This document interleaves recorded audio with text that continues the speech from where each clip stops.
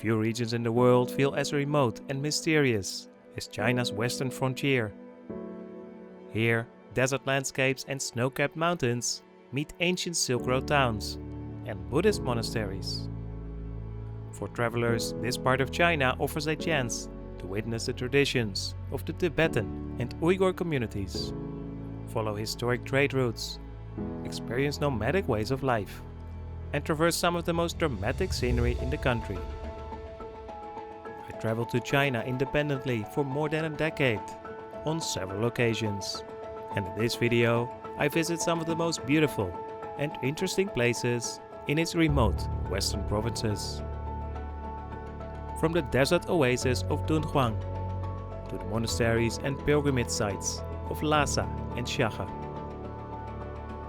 From the stunning mosques and lively streets of Xining to the surreal lunar-like landscapes of Zhangye Danxia National Park. From the disappearing alleys of Kashgar's old town to the high-altitude expanses on the Tibetan Plateau. And from the Uyghur towns of Turpan and Hotan to the shores of the spectacular Karakul Lake. So join me, exploring China's western frontier.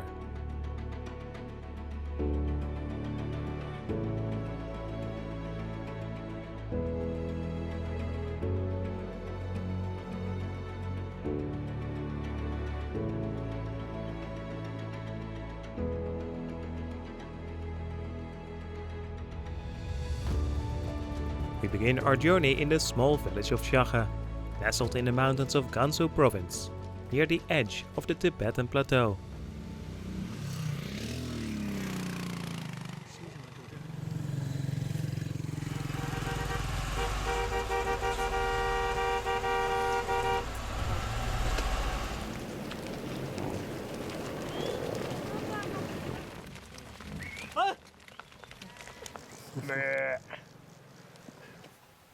Getting here is an adventure in itself, traversing deep valleys and passing wide pastures, with grazing sheep and yaks.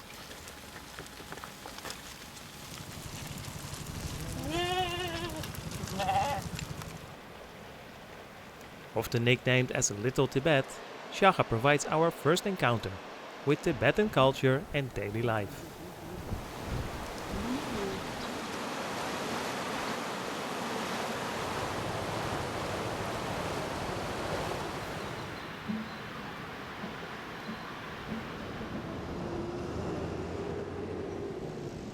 Despite the challenges of modernization and Chinese influence, Xiahe remains a deeply spiritual town, where pilgrims and monks make sacred chorus, turning prayer wheels and whispering mantras.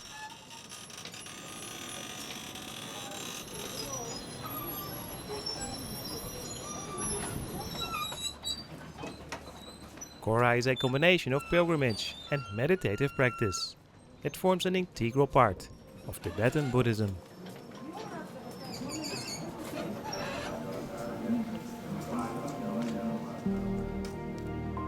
Located at almost 3,000 meters, the focal point of the village is the imposing Laprang Monastery.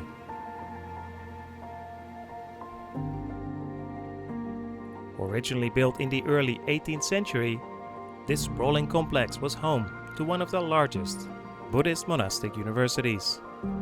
It is still an important place of worship and education.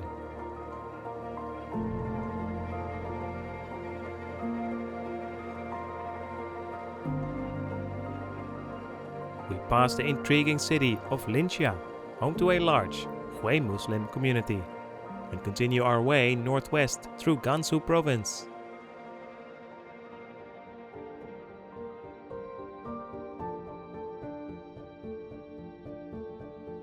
After several hours, we arrive in Zhangye Danxia, a curious geological park filled with colorful rock formations.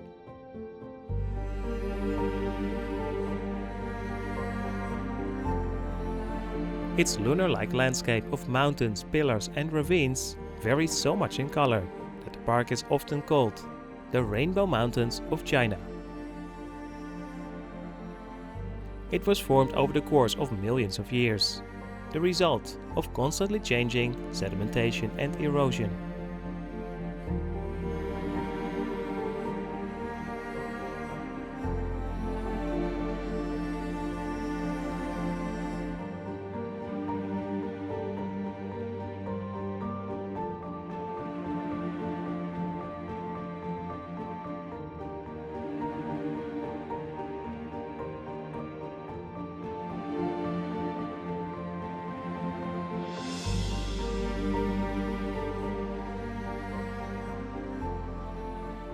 Travel further inland, towards the edge of the Taklamakan desert, and arrive in Dunhuang. Once a vital stop along the historic Silk Road, this oasis town is surrounded by vast sand dunes that can rise to 1,700 meters. While much of the dunes remain unexplored, some parts have turned into popular tourist centers.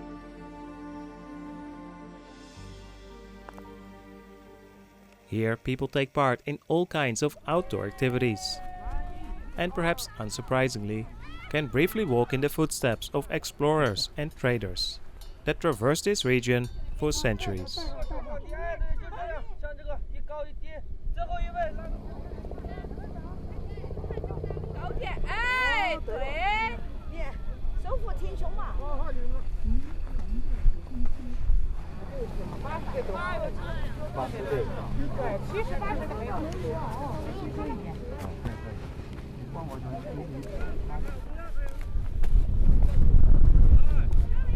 Thank you very much. Thank you.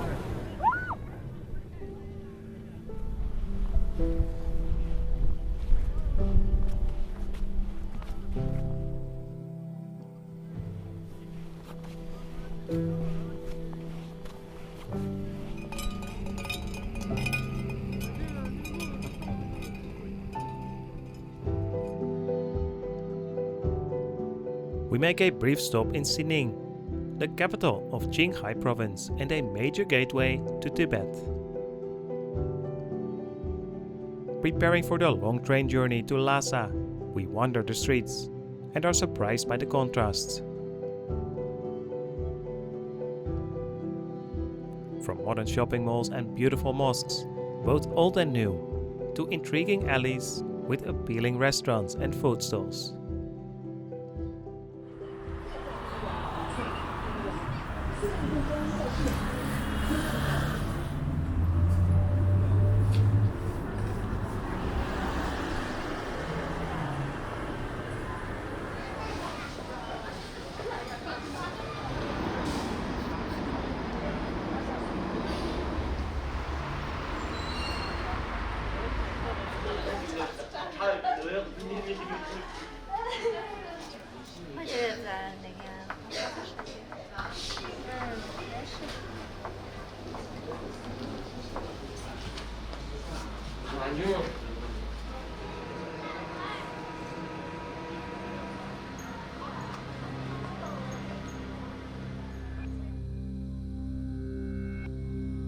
From Xining, we board a train and begin our trip to Lhasa, traveling on the world's highest railway.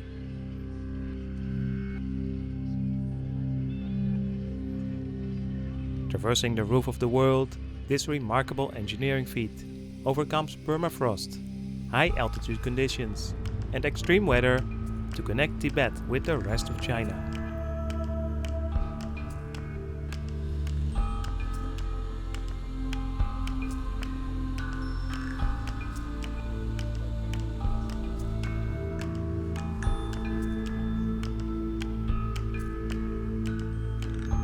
Times climbing over 5,000 meters, the train cuts across rugged, barren Tibetan landscapes, eventually bringing us to Lhasa, which feels like stepping into a different world.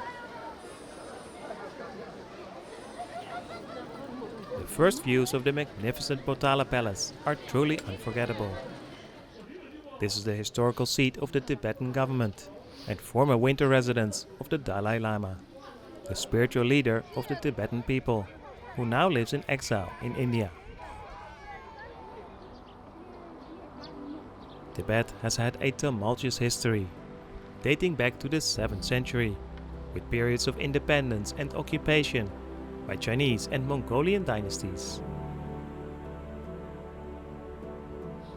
More recently, in 1950, it was annexed by Communist China, which has ruled the region ever since. Much has been written about the Tibetan issue, and it's a good idea to read up before you travel here.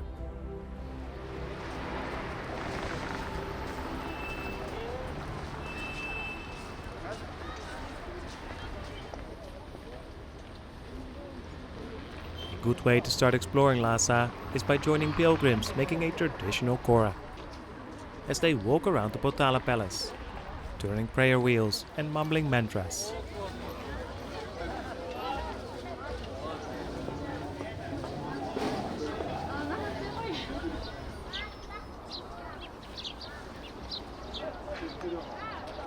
It's also possible to climb the Potala Palace, but make sure to take your time, as Lhasa is located at an altitude of over 3,600 meters.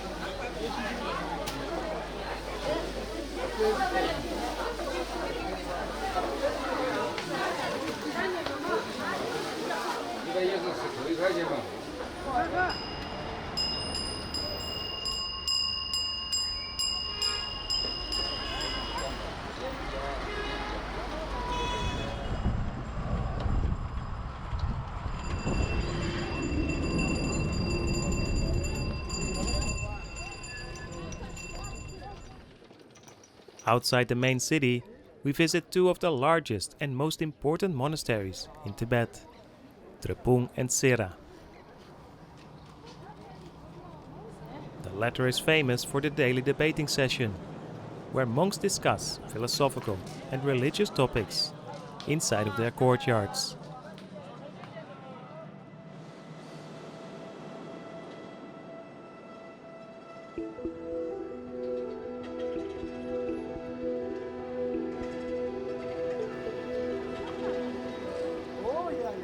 My favorite area in Lhasa is called Parkour, essentially the spiritual center of the city.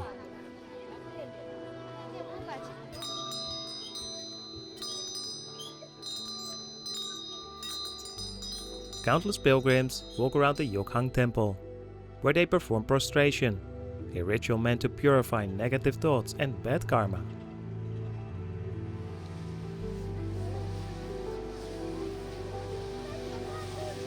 Some prostrate all the way from their villages to Lhasa, a process that can take several months, but most take part in shorter versions.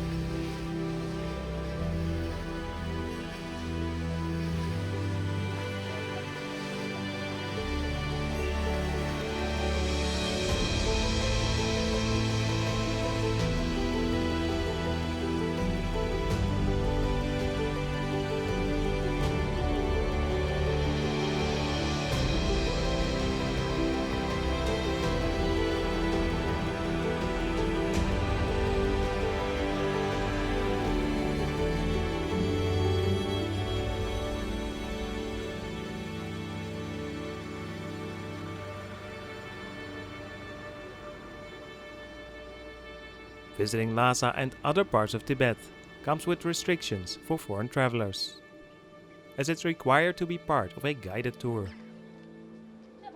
That said, as part of a group, we are able to explore a few more places in Tibet, getting a glimpse of what it's like to live here.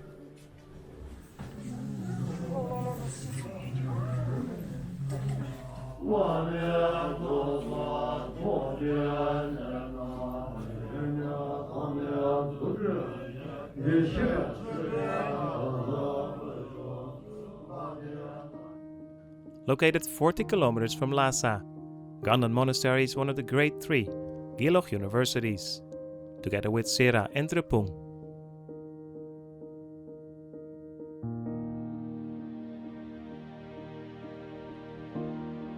Apart from its religious significance, it's also built on a stunning location, overlooking deep valleys and stark mountains.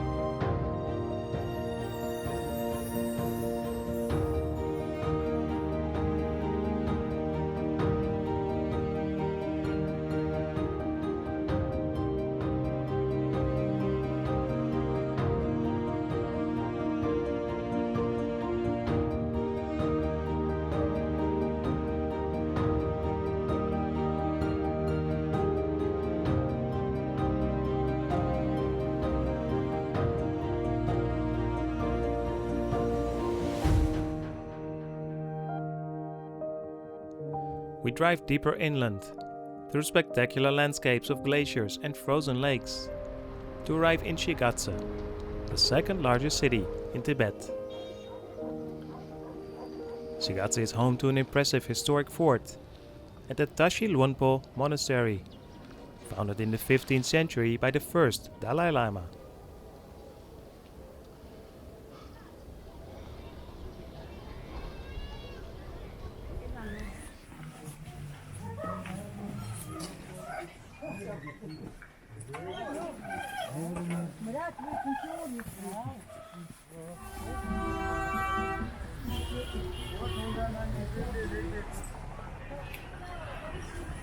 The vast majority of people in Shigatse are Tibetan, and wandering through the streets, past local markets and restaurants, is a highlight for many travelers.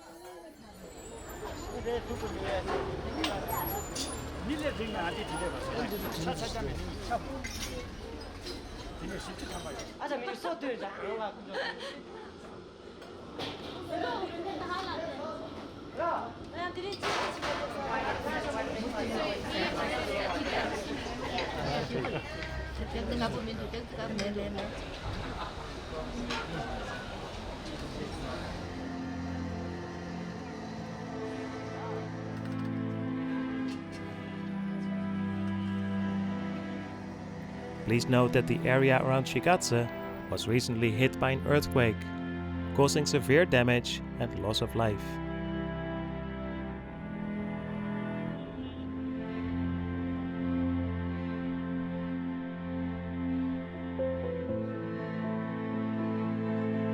Our Tibetan leg of the journey comes to an end on the awe-inspiring highlands of Tibet, with views of Mount Everest, the tallest mountain in the world.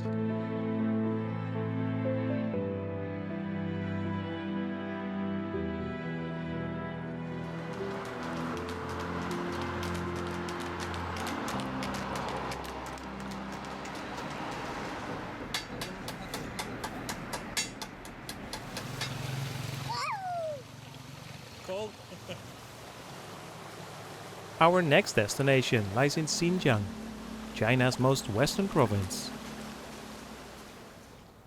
Here we briefly visit Turpan, a fertile desert region, nurtured by the innovative underground Kares irrigation system.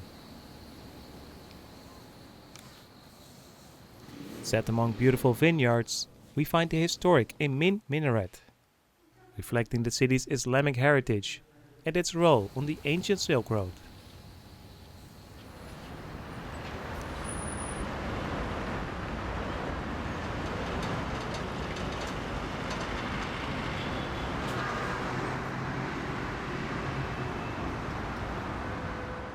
After passing the provincial capital Urumqi, we travel further west and eventually reach Kashgar, a city like no other. Surrounded by mountains and deserts, it is closer to Baghdad than Beijing, and its original inhabitants, the Uyghurs, are closely linked to the people of Central Asia.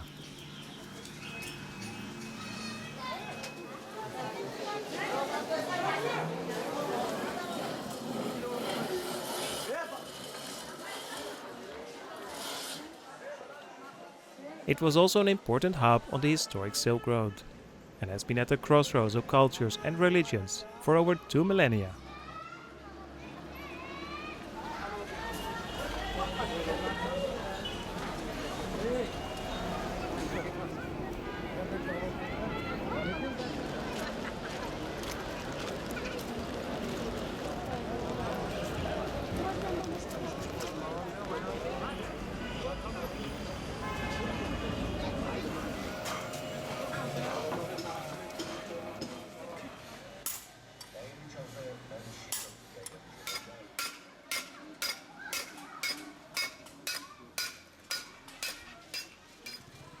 Before being demolished, Kashgar's old quarter was where most travelers went to get a sense of the traditions and customs of the Uyghur people.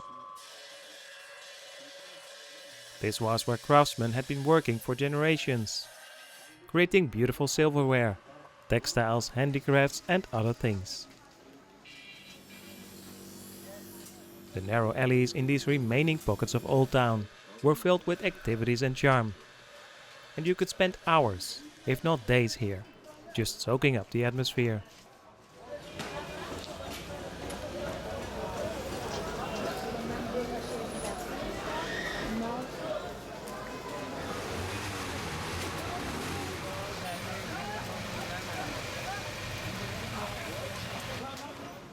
And every Sunday, traders from around Kashgar gathered at a massive livestock market, unrivaled in the region. Thousands of goats, cows, horses, donkeys and other animals invaded the town at sunrise, accompanied by farmers, nomads and shepherds.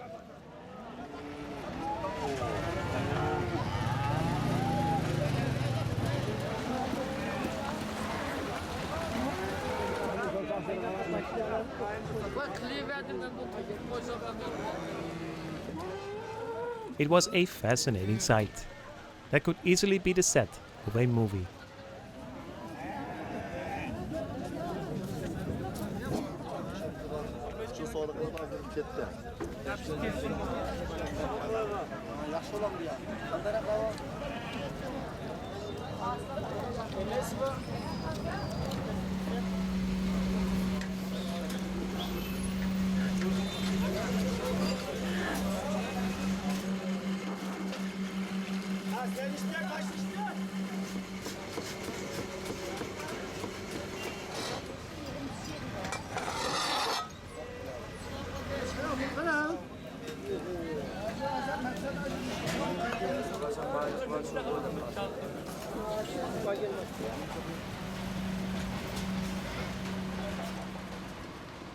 These traditional scenes, however, were disappearing quickly after the Chinese government made Kashgar and the entire province of Xinjiang a so-called top priority.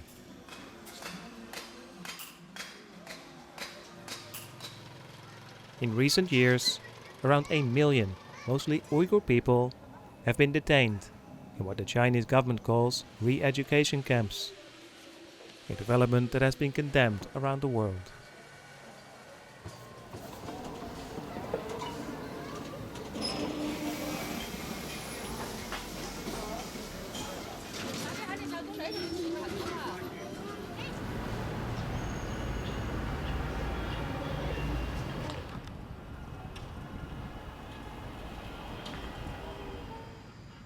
We can only hope that the situation in this region will somehow improve in the future. Please also note that this part of the video was shot in 2010 and things look very different today.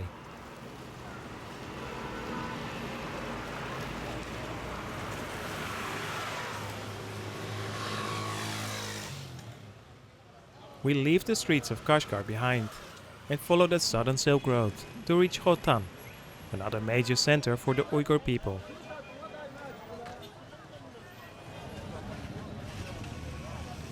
At the time of visit, Hotan was undergoing similar changes as Kashgar. That said, the busy streets and narrow alleys in and around Hotan were a joy to explore and gave a good impression of daily life in this friendly city.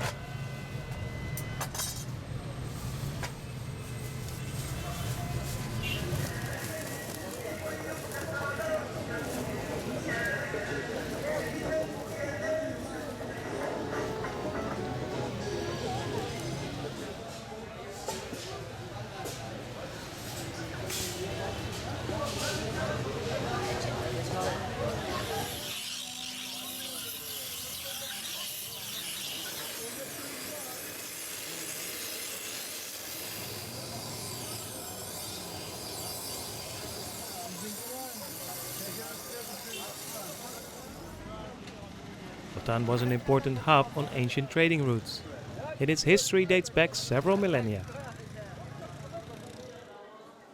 While archaeologists found jade artifacts from around 5000 BC in this area, Hotan really started to flourish from the 5th century, when it became a large silk production and carpet weaving center. Today, some workshops and factories still work with traditional methods.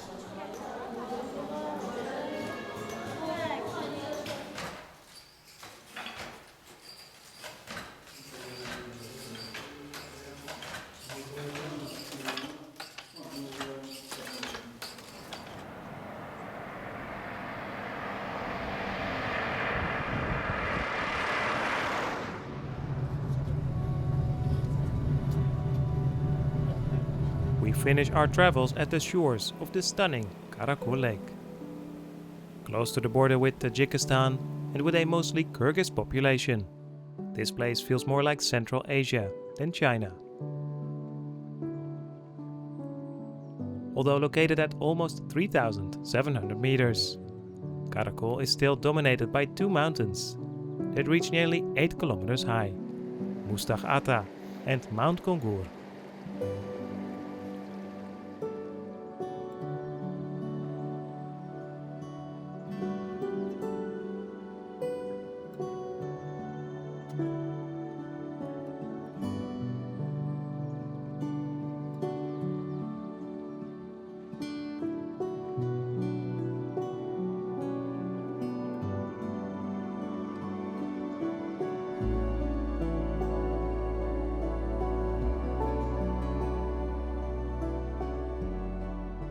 When I visited Karakul, now more than a decade ago, it was possible to stay with local families inside a yurt. These portable round tents are traditionally used as temporary homes by nomadic groups in the steppes and mountains of Central Asia.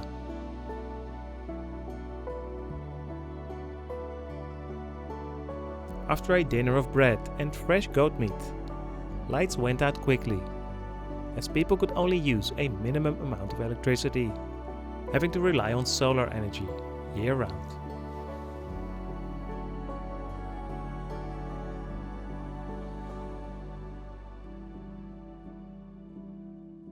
And that concludes my journey through China's western frontier.